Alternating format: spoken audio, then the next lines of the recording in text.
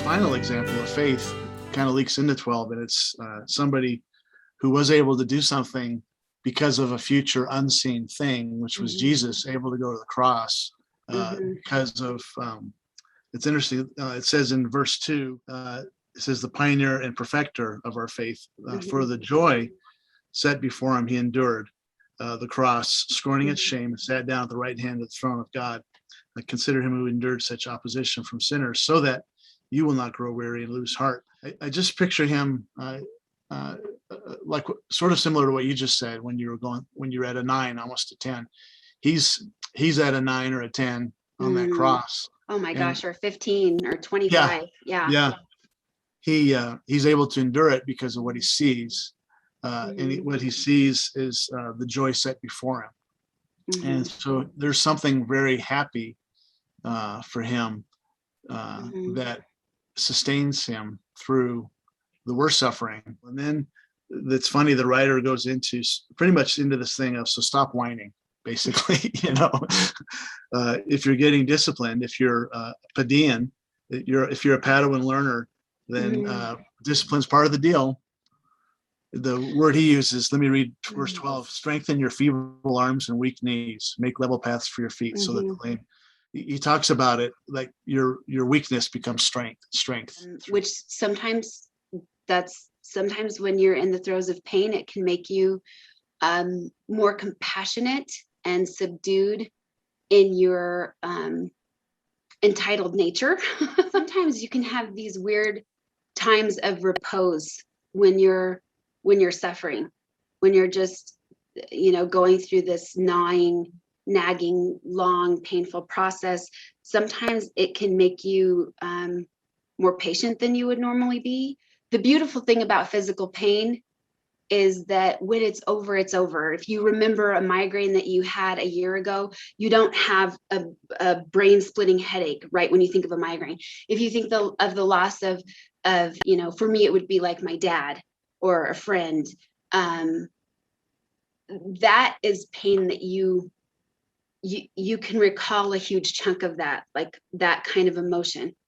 And so that's the beauty of physical pain, is that when it's not there, it's not there. Whoever wrote this is addressing the Hebrews. And in verse 4, he says, in your struggle against sin, you have not yet resisted to the point of shedding your blood.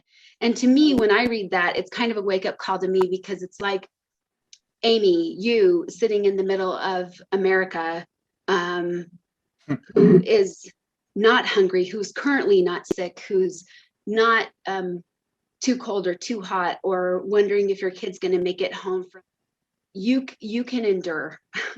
People who are as human as you, they're no more perfect than you were in your current life.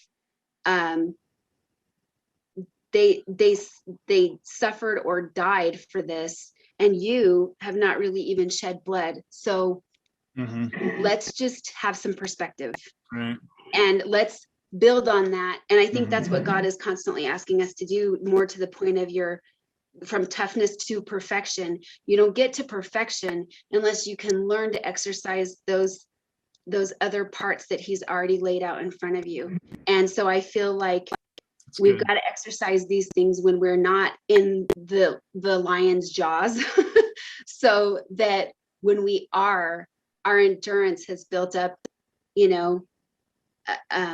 has built up enough to be able to say yes to the pain if it continues to being yes to our faith. And that's why Jesus during the crucifixion can say, forgive them, they don't know what they're doing, because he's not completely focused. Or I love Hebrews 12 because it gives us a picture of our final place. And I'm going to just read 18 through 24. You have not come to a mountain that can be touched, that's burning with fire, to darkness, gloom, and storm, to a trumpet blast, or to such a voice speaking words that those who heard it begged that no further word be spoken to them. New covenant versus old covenant, because they could not bear what was commanded. Even if an animal touches the mountain, it must be stoned to death. The sight was so terrifying that Moses said, I'm trembling with fear. And here's where we have come to, because of Jesus's enduring in the joy. You have come to Mount Zion, the city of the living God, the heavenly Jerusalem. You have come to thousands upon thousands of angels in joyful assembly, to the church of the firstborn, whose names are written in heaven. You have come to God, the judge of all, to the spirits of the righteous made perfect, to Jesus, the mediator of a new covenant, and to the sprinkled blood that speaks a better word than the blood of Abel. It's interesting. It goes all the way back to the first murder victim. Yes. And this beautiful completion. I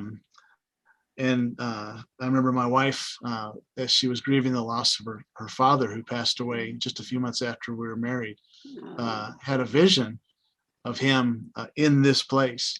And she had a vision of this joyful assembly and coming up to him, and he was worshiping. And there was a sense of the presence of God, like this light in the middle, in this massive auditorium. And there were sections in the auditorium for families. Mm-hmm. And so she came up to her section, and there's her dad, who died in his 50s of cancer, but he's looks like he's 30, and he's just radiant and so happy to see her because they get to be in this place, this assembly together, and everything's good, and that's our future. I don't feel like we as humans quite understand perfection in the way that he will define it for us someday. So very helpful, and thank you for your comments and your insights, and I look forward to talking to you again sometime. Well, thank you for having me and visiting with me and spurring me on. I really appreciate it.